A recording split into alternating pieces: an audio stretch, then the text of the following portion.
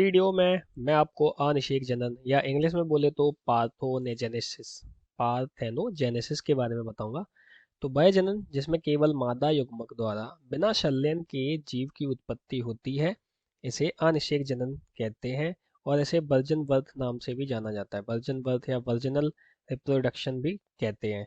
अब इसमें कुछ समूह के वो आते हैं जीव, जैसे कि रोटीफेरा समूह में जितने भी जीव आते हैं, आर्थ्रोपोडा में ये आते हैं, एप्स है, इंसेक्ट्स है, स्पाइडर्स है, मकड़ी वगैरह, ये इनमें क्या होता है, अनिषेक जनन होता है। अब ये दो प्रकार का होता है, एक होता है प्राकृतिक, एक होता है कृत्रिम।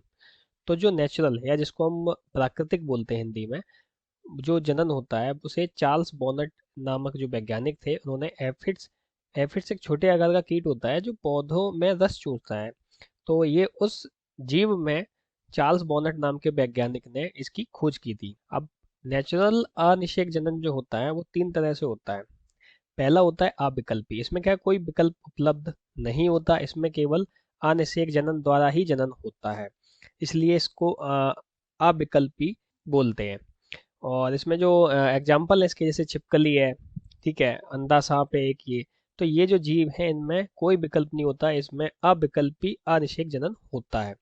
दूसरा होता है चक्रीय। चक्रीय अनिषेक जनन जो है वो लैंगिक जनन द्वारा किया जाता है।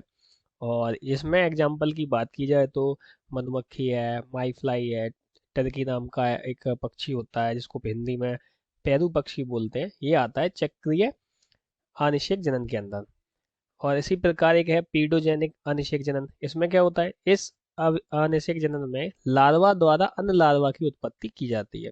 तो उम्मीद है ये चीज आपको समझ में आ गई होगी। अब हम जानते हैं आर्टिफिशियल, या जिसको हिंदी में बोलते हैं कृत्रिम अनिषेक जनन।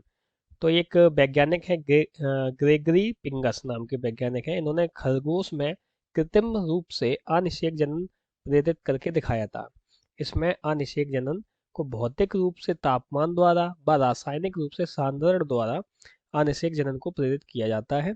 और कृत्रिम अनिषेक जनन केवल कुछ ही जातियों द्वारा प्रदर्शित किया जाता है, जैसे कि एनेलिडास में है, मोलस्का में जितने जीव आते हैं, ठीक है, स्टारफिश हो गया, फ्रॉग हो गया, टर्की हो गया।